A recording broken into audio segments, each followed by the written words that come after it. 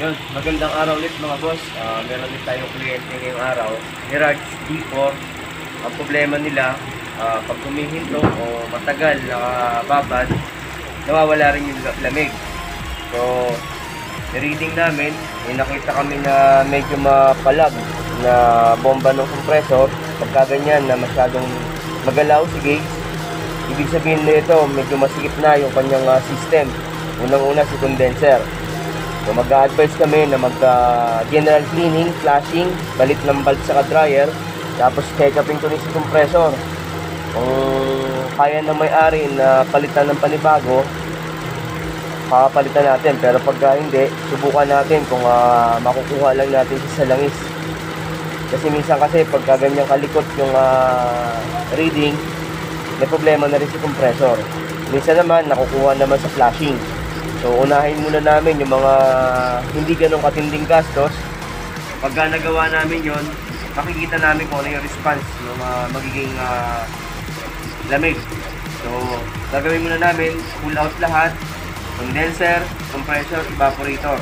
Linis lahat ng system, flashing. So, yun, pagka nagawa namin yun, tingnan namin kung mag-i-improve. Okay?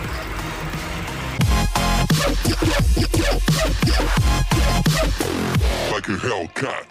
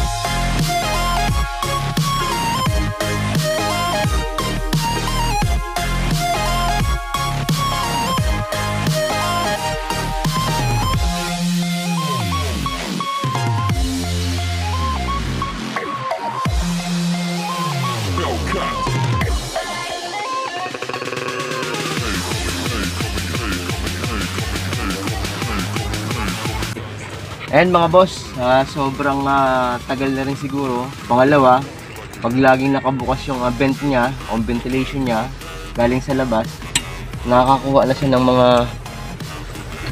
dahon-dahon. Napakadami. Baka may ahas dito. O kaya ibon. Ayan. Yan yung pagka nakabukas tong ventilation galing sa labas. Siguro laging probinsya ang biyahe nito kaya marami niya nasasagap na o hindi niya alam na nakabukas yung ventilation niya sa labas. So buti na lang at may cabin filter. So hindi yan tatago sa loob.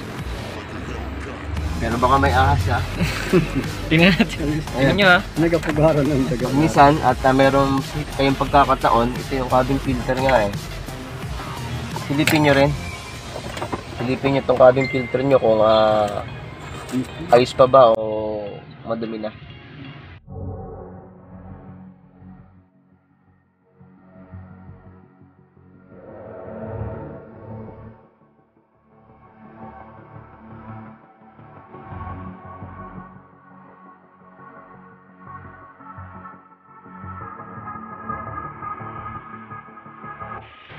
Mga boss, na-testing ko yung compressor, hindi na ganun kalakas ang bomba niya.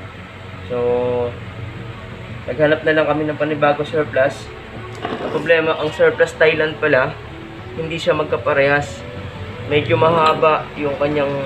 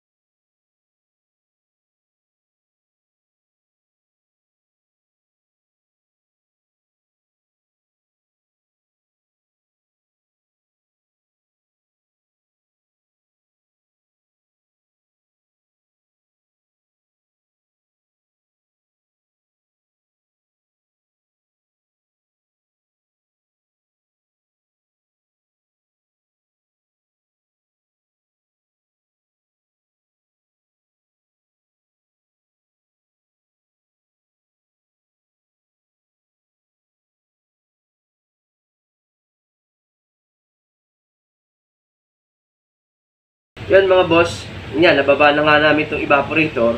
Kaya kung mapapansin mo,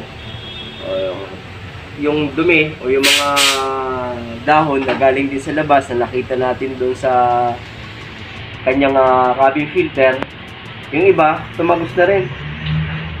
So, kaya napaka-importante na ma-check nyo lagi yung cabin filter nyo para wag ma-direkta rito kay evaporator yung dumi. Pero siguro matagal na rin itong hindi na-cleaning. Hindi ko lang naitanong dun sa may-ari kung kailan sila last nagpababa ng evaporator. May na general cleaning. So, lahat naman ito ma-check namin isa-isa yung kada pyesa. Mula kay condenser, mga pipe, mga linya, i-check up na namin isa-isa yun. Ayun. Laging mag-check ng cabin filter para hindi magkaroon ng ganito katinding dumi. Okay?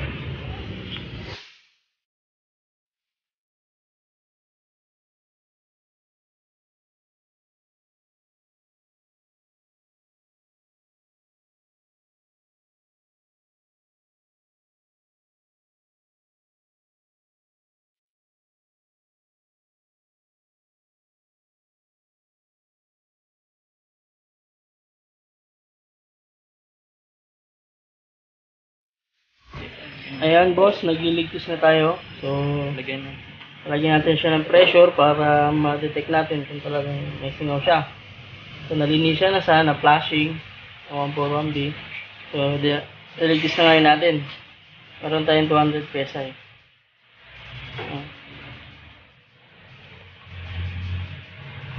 So, mukhang wala naman mga boss.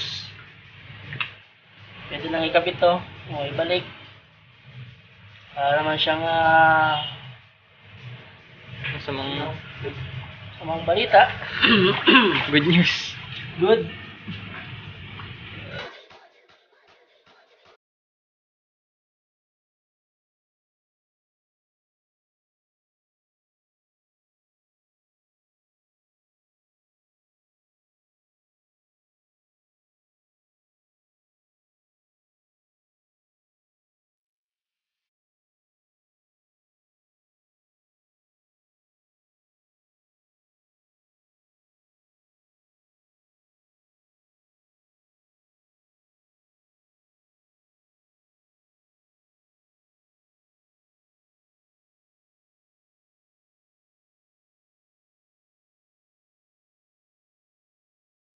Ayun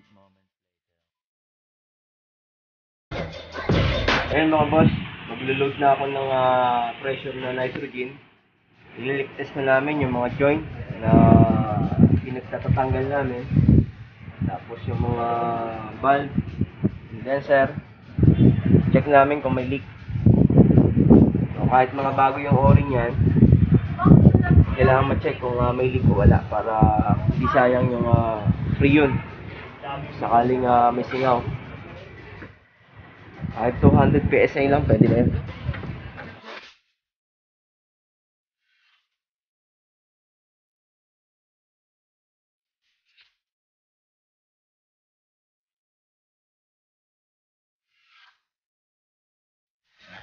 Ito yung dugtungan ng expansion valve papunta kay evaporator at yung expansion valve